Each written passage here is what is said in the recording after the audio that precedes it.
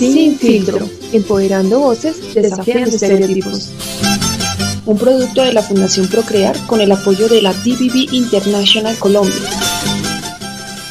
Agradecemos al IDEPAC, Instituto Distrital de la Participación y Acción Comunal, y a la emisora DC Radio por prestarnos el estudio de grabación.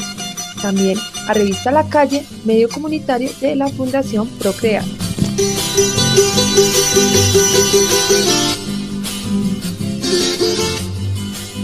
Hola a todas, todos y todes, bienvenidos a otro episodio de Sin Filtro, el podcast donde hablamos sin miedo, sin censura y sin filtros sobre las realidades que sí importan. Hoy tenemos una invitada muy especial, Angélica Peña, coordinadora de la DBV International en Colombia, una organización que ha sido aliada clave en procesos de educación popular, fortalecimiento comunitario y construcción de nuevas masculinidades, especialmente en zonas rurales como Usme. Vamos a conocer un poco de lo que es la DBV, qué hacen, en qué están trabajando actualmente y cómo tejen redes junto a organizaciones sociales como Fundación Procrear. Angélica, bienvenida el día de hoy a nuestro podcast. Gracias por la invitación. Y ya para dar inicio a nuestro primer bloque, quisiera que nos contaras qué es la DBV International. Claro que sí, la DBV o DBV International o DVV en alemán es un instituto de cooperación internacional de la Asociación Alemana de Educación para Adultos. Dentro de la DBV International nosotros representamos los intereses de aproximadamente 850 centros de formación y sus asociaciones estatales, las mayores proveedores de educación continua en Alemania. Somos líderes en todo el tema en relación a educación para jóvenes y adultos. Venimos trabajando desde hace más de 50 años en más de 30 países, como ubicados en África, Asia, en América Latina y en Europa. En América Latina estamos en México, Guatemala, Colombia, Perú y Ecuador. Y algo supremamente importante es que abordamos todo el tema de educación para jóvenes y adultos desde una gran sombrilla, que es el aprendizaje a lo largo de toda la vida. ¿Y a qué nos referimos cuando hablamos de aprendizaje a lo largo de toda la vida? Tiene varias características, pero voy a nombrar tres. La primera es que no solamente concebimos la educación desde el ámbito formal, desde las modalidades formales, sino que concebimos que existen otras modalidades igual de importantes que contribuyen al desarrollo integral del ser humano, como las modalidades no formales o modalidades informales. Y es aquí donde hablamos de educación continua, donde hablamos de educación comunitaria, de educación popular, ¿sí? Entonces no consideramos que es más importante la educación formal o más importante la informal y la no formal, sino cómo estas tres modalidades contribuyen al desarrollo integral del ser humano. Esa es la primera característica. La segunda característica es que conseguimos la educación y el aprendizaje que está presente a lo largo de nuestras vidas, es decir, nunca dejamos de aprender, siempre estamos en constante aprendizaje, reaprendemos o desaprendemos algunas cosas y entonces nunca es tarde para aprender.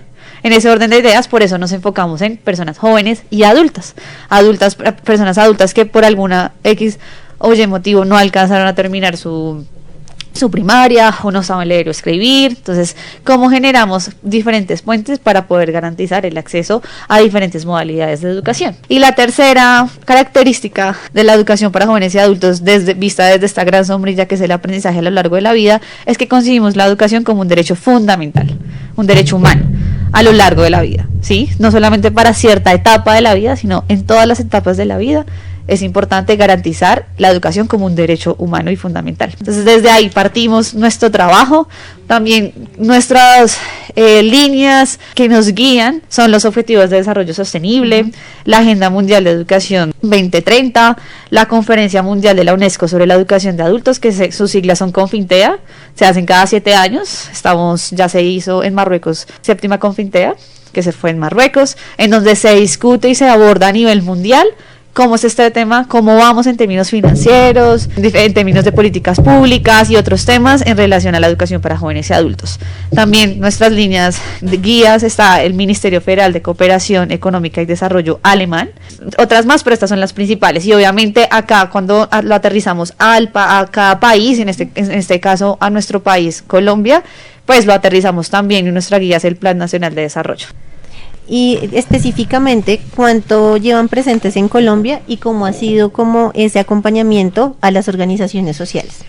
Nosotros en Colombia desde el año 1972 venimos trabajando, pero desde la sede regional. Nosotros, como les contaba, trabajamos en América Latina, en diferentes países. En América del Sur está Ecuador, Perú y Colombia, y la oficina regional queda en Ecuador. Entonces, desde ese año venimos trabajando, pero con sede regional. Desde la región, desde Ecuador, apoyamos técnica y financieramente algunas organizaciones, como muy desde ahí. Pero en el 2022 se decidió abrir la oficina acá en Colombia. Entonces, relativamente somos nuevos, ¿sí? En Colombia, ya con oficina, que podamos ya tener un mayor impacto o incidencia sobre estos temas. Y dentro del objetivo principal de la creación de esta oficina acá en Colombia es poder crear puentes y articular actores relevantes en términos de generar apoyo técnico y financiero a proyectos que apoyen todo el tema de educación no formal, la formal o uniformal, y como estos diferentes puentes que se generan entre diferentes actores, como cuando hablo de actores estamos también vinculando al sector privado, a la academia, al gobierno estado, cómo nos articulamos y potencializamos y visibilizamos este concepto de educación para jóvenes y adultos desde el aprendizaje a lo largo de la vida, y que sea ya un tema de agenda política, ¿no? De agenda pública, ¿sí? Para poder lograr que este tema de derecho también sea un derecho fundamental y humano. Dentro de esta misión o objetivo que tenemos como al crear la oficina, nos guían 3 niveles. Siempre trabajamos en DBB International en diferentes países bajo 3 niveles: macro, meso y micro. Cuando hablamos de macro, hablamos de cómo generar discusiones en términos de políticas públicas sobre estos temas, y también de incidencia política sobre la EPJA, educación para jóvenes y adultos.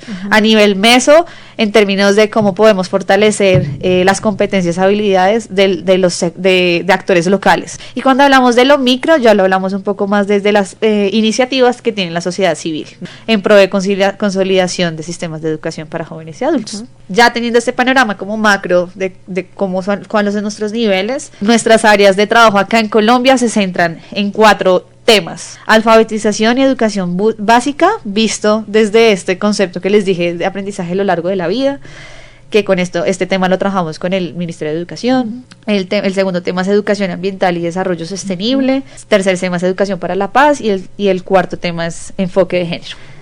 Bueno, Angélica, ya pasando a nuestra siguiente parte, hablar de la educación y el territorio es muy importante pues para las organizaciones sociales, y se une un poco a estos 3 planteamientos que hacías de las políticas públicas, de los actores claves y de la sociedad civil, porque para las organizaciones sociales es muy importante trabajar los procesos de abajo hacia arriba para así poder dar respuesta, digamos, a las propias necesidades del territorio. Sabemos que han trabajado de la mano pues con procesos educativos, comunitarios, y también nombraste el ministerio, que hace parte también de dar respuesta a esas necesidades también desde la educación.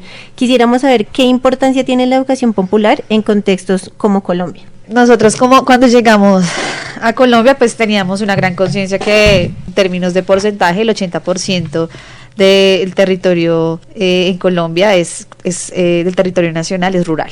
A pesar de que hay más población ahorita en las partes urbanas que en las zonas rurales, debido también al tema de crisis económicas, políticas, sociales, que ha generado que haya una gran migración de personas del campo hacia las ciudades, y también porque no hay oportunidades, también acceder a una educación de calidad y que haya cobertura es bastante complejo. Entonces acá es donde viene la educación comunitaria y popular, el cual de alguna manera brinda estos espacios de formación que no están categorizados desde lo formal, pero que sí contribuyen al desarrollo integral del ser humano. Eso 1. 2, también la educación comunitaria y popular permite que vea a los sujetos, vea a las personas como sujetos activos, ¿no? Y como sujetos políticos que pueden construir y que tienen un conocimiento, y cómo esto se puede potencializar. Asimismo, también viene el territorio como un eje activo para generar conocimientos. Todo el tema de educación comunitaria y popular, que aprovechan los saberes tradicionales de las abuelas, de los abuelos, y cómo hay un intercambio intergeneracional en estos espacios, ¿no? Entonces, como que es la educación popular permite generar espacios importantes de formación contextualizados al territorio, ¿sí? Y que permite de alguna manera generar un espacio de transformación social, ¿sí? Entonces sí es algo que tanto no solo Colombia, sino los países en los que trabajamos se generan esperanza, ¿no? En espacios donde no llega la educación formal. Y también, pues digamos que todos los temas aquí van entrelazados, y algo de lo que venimos hablando ya hace mucho tiempo desde Fundación Procrear es el tema de la prevención de violencias basadas en género, pero también a la prevención de violencias hemos vinculado todo el tema de rutas de atención y nuevas masculinidades, porque consideramos que no solo es hablar con las mujeres en el tema de empoderamiento, de prevención de violencias, sino también hablar con los hombres de esas nuevas masculinidades y en los diferentes entornos, hacer sensibilizaciones desde lo educativo, desde la academia, pero también desde las personas que van pasando por una calle, porque pues digamos que así es como se hacen los temas de sensibilización, y no solo hablar de la prevención de violencias basadas en género, que si bien es un tema muy importante, también cómo vinculamos a esto el tema de las nuevas masculinidades. Por eso quisiera que nos contaras un poco de cómo surgió el proyecto de las nuevas masculinidades para la DBV. Claro que sí, realmente es un proyecto bien bonito que surgió desde 2023. Y súper importante decir que nosotros cuando llegamos a Colombia como DBV International, nuestro objetivo no era llegar a imponer o llegar a crear un montón de cosas, sino conozcamos el contexto, identifiquemos qué actores están abordando los temas que nosotros estamos tocando, que ya los mencioné, y frente a lo que ya está, cómo podemos generar alianzas, redes, articulaciones para seguir contribuyendo. Y es así como surgió este proyecto. Acá pues mencionar a la Secretaría de Cultura, Recreación y Deporte, con quienes con quienes iniciamos este proyecto desde 2023, y junto con ellos identificamos este proyecto que en su momento, en el 2020, se llamaba Programa Calma, que es un programa aborda todo el tema de redistribución de las labores del cuidado y también el tema de prevención de violencias de género con los hombres, ¿sí? Es una estrategia dirigida a los hombres. Entonces a nosotros nos llamó como DBV International mucho esta iniciativa, que la conocimos en el 2022, porque abordaba todo el tema de educación no formal, porque permitía generar estos espacios pedagógicos para quizás reaprender, desaprender o aprender sobre estos temas que acabo de mencionar a los hombres, y contribuía y enfocaba y apuntaba a una de nuestras líneas temáticas, que es el tema del enfoque de género. Ahí nos reunimos, generamos un plan de acción para cómo esta estrategia puede llegar a las ruralidades, ¿cierto? Pero no solamente puede ser un copiar y pegar, sino hay que iniciar, vaya la redundancia, desde el inicio, ¿no? ¿Y cómo es? Bueno, llegar, preguntar cómo se vive todo el tema de las masculinidades en las zonas rurales.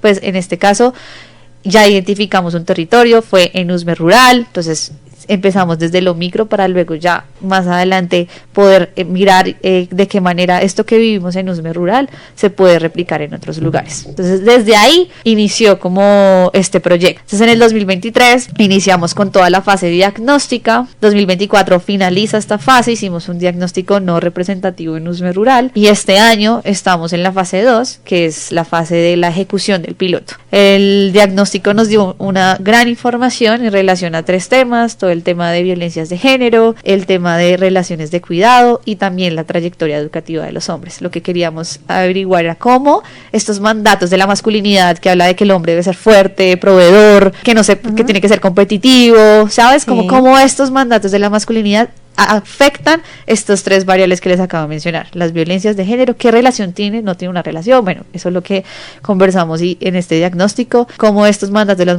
masculinidad tienen un impacto también en la trayectoria educativa de los hombres, en su proyecto de vida y también en las relaciones de cuidado. Y cuando hablamos de relaciones de cuidado, no solo hablamos en términos de las labores del cuidado directo o indirecto, sino también cómo está esa relación de autocuidado del hombre. Hicimos todo eso en el 2023 y 2024, nos dio una gran información y sobre eso generamos una estrategia para pilotear este año, que lo estamos haciendo junto con Fundación Procrear, y más adelante les vamos a contar qué otras organizaciones están en este proyecto. Ya después de esto viene la fase 3, que ya es el desarrollo desarrollo didáctico de este material, porque en este piloto lo que queremos es pilotear algunas herramientas pedagógicas y mirar qué funciona, qué no funciona, para que en el próximo año ya digamos, bueno, esto nos funcionó en el 2025 y vamos a generar este material didáctico teniendo en cuenta lo que nos funciona en los 2025. Eso será en los 2026 y 2027. Como les decía, nosotros iniciamos a nivel micro, pero la idea es que en el 2027 podamos hacer una transferencia metodológica a nivel regional en nuestro país, que podamos identificar en qué otros lugares rurales podemos generar este mismo ejercicio acá en Colombia y también en otros países en los que trabajamos. Tú hablas de las réplicas regionales, y también de un diagnóstico, pero específicamente, ¿qué les motivó a apoyar este proceso específicamente en el territorio de Usme? Nosotros cuando empezamos como con toda la investigación de, bueno, ¿dónde vamos a ejecutar este piloto?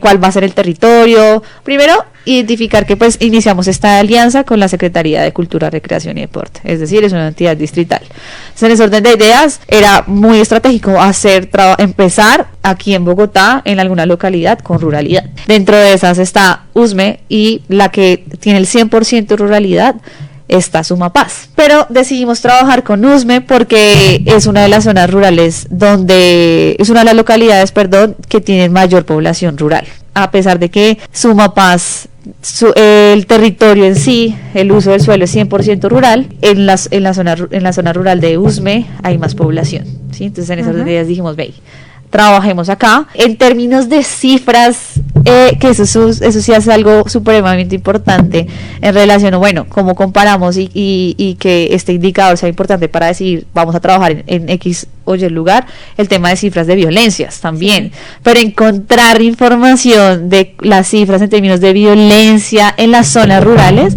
es muy complejo, no hay tanta información. Ese también iba a ser como un indicador, pero encontrar, como te digo, información detallada, pues información que nos permita generar un panorama de cómo es la situación en términos de violencia en las zonas rurales todavía es escasa. Sí. Y otro factor que nos motivó como a trabajar en Usme Rural fue el tema de las distancias también. Fue como que es mucho más cercano, Usme Rural, no está tan disperso como si el Sumapaz. Entonces, eso fueron como las razones por las cuales decidimos trabajar en Usme. Y también cuarto, es que había como cuando empezamos como a hablar en relación y tener algún contacto con las personas de Usme, pues nos decían que sí era un tema que les interesaba trabajar. Entonces como que había una puerta ahí medio abierta para entrar un poco y hablar de estos temas que no son fáciles y que generan mucho rechazo. Ya para pasar a hablar como el tema de las redes, que es muy importante para el desarrollo de los procesos, nos gustaría que las personas que escuchen este podcast puedan escribir como en los comentarios como esos imaginarios que hay de los hombres, como lo que creemos que está bien, lo correcto y lo incorrecto para los hombres. Angélica, le he escuchado ya las veces que hemos conversado un dicho que es que los hombres en la cocina huelen a caca de gallina. Exacto, entonces... Sí. Como ese tipo de imaginarios que hay de los hombres, sería muy interesante que pues las personas los puedan poner acá, porque de eso se trata este proyecto, como de acabar esos imaginarios, como que los hombres y las mujeres conozcan esas nuevas masculinidades. Entonces súper invitadísimas que puedan escribir como esos comentarios, porque pues a partir de allí también podemos generar herramientas, podemos generar también como esa construcción de talleres que vamos a hacer en los diferentes escenarios. Y ya para pasar al tema de las redes, que sabemos que es muy importante porque los proyectos no se hacen solo con organizaciones sociales, con líderes o con el sector privado, público, entidades del distrito, del Estado o la cooperación. Has hablado mucho de la Secretaría de Cultura, Recreación y Deporte. ¿Qué otras presencia institucional, comunitaria, académica ha hecho parte de este proceso?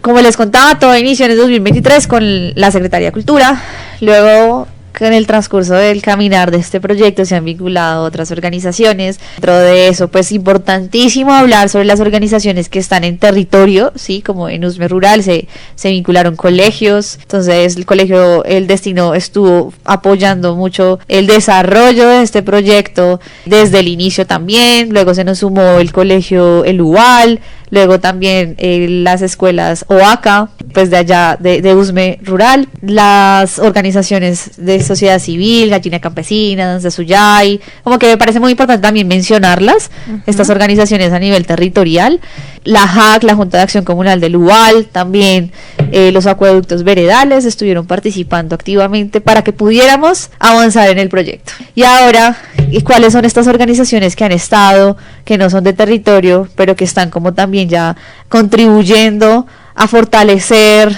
metodológicamente el proyecto, conceptualmente el proyecto? Bueno, este año se suma Fundación Procrear, quienes estarán ejecutando y liderando la ejecución de este piloto. La Secretaría de la Mujer también ya tiene una participación más activa en la ejecución del piloto, la Secretaría de la Mujer. También, pero no menos, por último, pero no menos importante, la Universidad del Bosque. La Universidad del Bosque desde el año pasado también estuvo participando en el proyecto, también en términos de capacitación al equipo de la DB International, articulación con los estudiantes, ¿sí? Entonces se genera un producto académico, el primer insumo fue el sondeo que hicimos en el 2023 con un estudiante, se generó como este enlace de este sondeo que hicimos en el 2023 con un estudiante de especialización de psicología social, y ahí hubo un intercambio también como académico, y este año también nos apoyan activamente junto con la Fundación Procrear en la ejecución del piloto, en la creación de algunos productos, como la herramienta de cajas que va a generar este piloto. Entonces estos son los actores que van a estar, no se me escapa uno, no.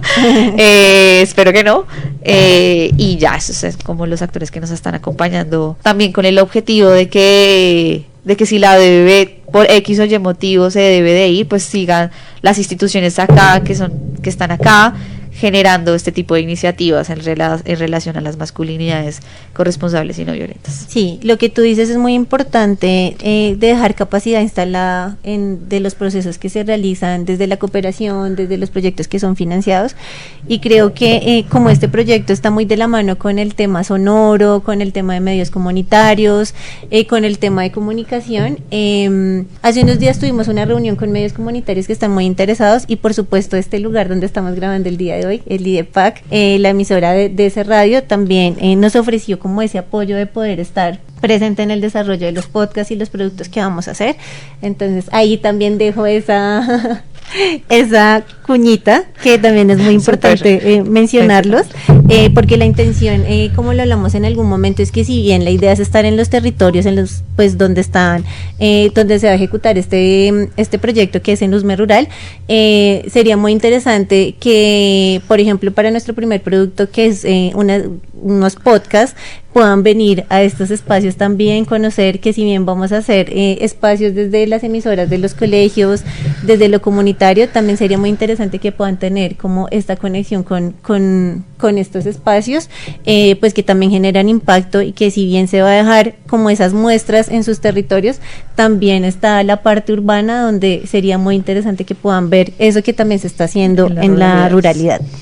Y ya para pasar como ya al cierre de este podcast, siempre para los proyectos se tienen desafíos, esperanzas, aciertos, desaciertos, y a veces pues nos frustramos mucho cuando pues las cosas no salen como queremos, pero entendemos que hay dinámicas de los territorios que también, como tú lo has mencionado, aprendemos y desaprendemos, pero de seguro esto va a ser un proceso maravilloso que ya llevamos casi un mes y medio construyendo. Entonces quería preguntarte, ¿qué se espera en términos de sensibilización, transformación de imaginarios y conocimiento de esas rutas de atención en Usme Rural? Sí, bueno, respecto a esa esperanza, ¿no? Como ese propósito o esa meta al cual queremos llegar, es una meta que reconocemos como propósito, de que se requiere tiempo, que no es algo que vamos a lograr en una semana, en un mes, 2 meses, y que por eso iniciamos desde 2023 y esperamos a finalizar el proyecto en el 2027 formalmente, pero que esperamos que esto continúe, dejando esta capacidad, como tú lo acabas de mencionar, también a la gente del territorio.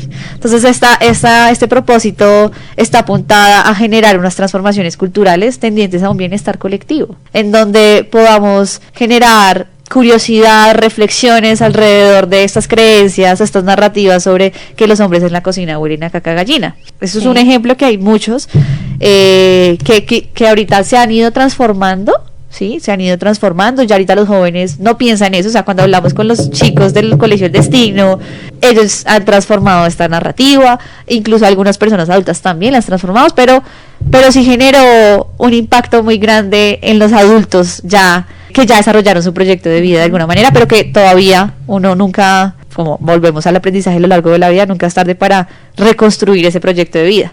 Y con esto pongo un ejemplo que siempre lo digo, pero es que me pareció muy impactante. En uno de los talleres que hicimos en Usbe Rural, una de las señoras nos contó la historia de su esposo, y que el esposo le había confesado que siempre había querido estudiar, o sea, ser cocinero, pero nunca lo hizo. Porque es que los hombres en la cocina huelen la caca de gallina. Entonces, como un hombre se iba a estar metiendo en la cocina, iba a estudiar para estar metido en la cocina, ¿sí? Entonces él dejó eso a un lado, pero siempre le gustó cocinar. Entonces ese es un ejemplo de muchos más que hay, no solamente en Usme, sino en otros territorios, donde por estos roles de género y estereotipos de género, los hombres deciden dejar sus proyectos de vida. Entonces es lo que queremos, llegar a impactar, generar estas transformaciones culturales que permitan un bienestar colectivo, tanto para mujeres como hombres, y por eso lo abordamos cuando hablamos de relaciones de cuidado, hablamos también de este tema de redistribución de las labores del cuidado, porque es evidente que históricamente todo el tema de las labores del cuidado es responsabilidad, y se asume la responsabilidad, y la que asume la responsabilidad es la mujer, sí. Y esa también es una realidad en Usme Rural, ¿sí? Y otras realidades que sería importante como cuestionarlas, empezarlas a cuestionar, a digerirlas, y que voluntariamente haya esta transformación cultural. Y cuando hablamos de transformaciones culturales nos referimos a transformaciones de las creencias que tenemos, de las narrativas, de las normas sociales, sí, como todos estos factores culturales que de alguna manera influyen en cómo nos comportamos y qué decimos, qué hacemos. Esa sería como nuestra apuesta. Ya para terminar, súper importante decir que yo no soy experta en género y en masculinidades, y que iniciar este proyecto ha sido también muy bonito, porque ha sido un proceso de aprendizaje. Que los expertos, por eso nos aliamos con la Secretaría de Cultura, están en la Secretaría de Cultura en términos de masculinidades, que los expertos en términos de género y de los derechos de las mujeres están en la Secretaría de la Mujer, y ustedes también metodológicamente tienen como todo este conocimiento. Pero sí me gustaría mencionar, para terminar, es que también apostamos y queremos que este bienestar colectivo también esté enfocado mucho a los hombres, ¿no? Porque es un tema, son espacios que casi no se habla sobre estos temas, ¿sí? Que hasta ahora están surgiendo. Y solo para terminar, como las cifras en términos de suicidio, ¿sí? Como los que protagonizan, las cifras de suicidio son los hombres en comparación con las mujeres. Pero si hacemos una indagación sobre quiénes son las que van y piden ayuda a un psicólogo o a una psicóloga, mayoritariamente son las mujeres, ¿sí? Entonces ahí sí lo vemos con la lupa de género y desde las masculinidades, porque los hombres no piden ayuda y porque optan por el suicidio, ¿sí?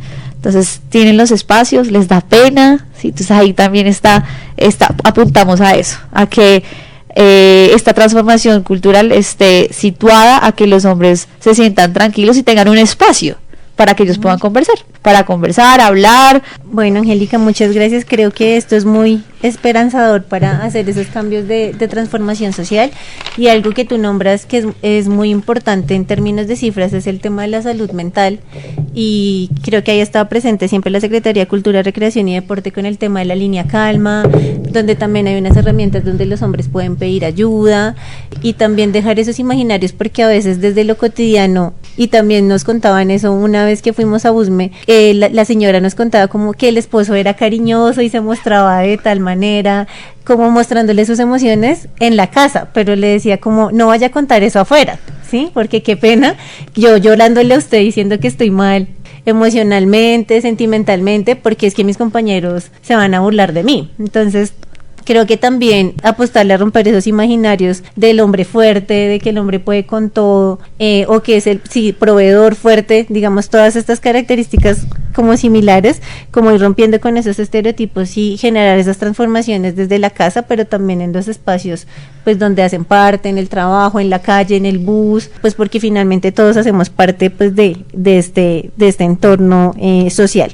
Gracias, Angélica, por compartirnos esta experiencia de la DBV International, la visión sobre todo el trabajo comprometido desde la educación popular y la transformación social. Pues recuerden también que transformar las masculinidades también es construir paz, comunidad y dignidad. Y ya pues nos veremos o nos escucharemos en el siguiente episodio de Sin Filtro.